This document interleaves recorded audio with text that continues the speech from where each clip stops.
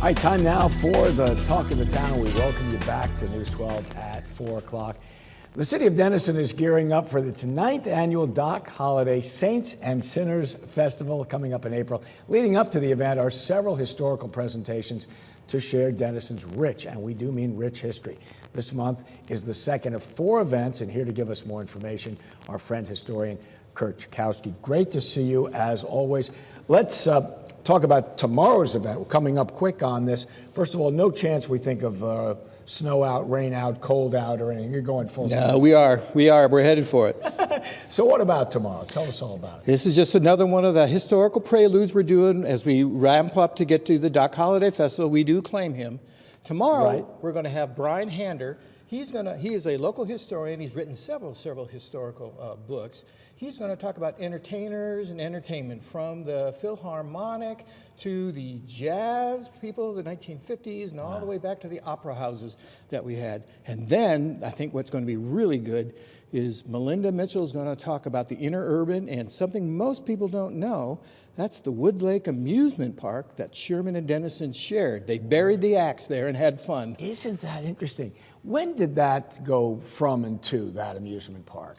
It came with the interurban, and what it was is they dammed up the creek there to create a man-made lake so they could generate electricity for the actual interurban trail. Now, that was in 1901. It ran about 1929.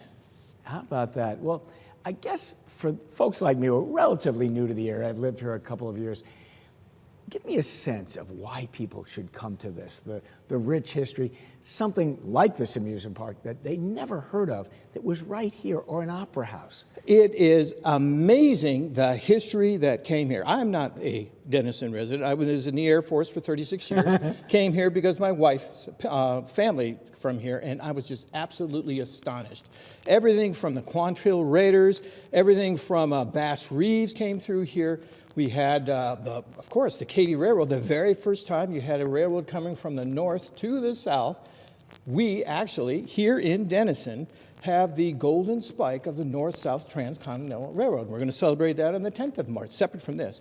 But the history here spans everything. The baseball team, the people who used to be here. It's amazing, and that's what we're going to talk about. Well, I want to get to the bottom line, which is, if you want to come tomorrow, how much does it cost, and when will it happen? It is free for everybody. Great price. Come to the Say When Brewery Company and come for dinner, stay for the show, and then have a nightcap on your way home. That's terrific.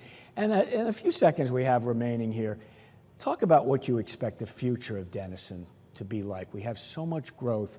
You think some of these wonderful cultural attractions will come back in some form or fashion? I do. I believe that. Certainly Margaritaville up there, what we're going to call Denison North. Yes. That's going to draw people, if you will. And double the size of the town. Oh, it will. 7,500 units is going to bring about double the size of the folks there.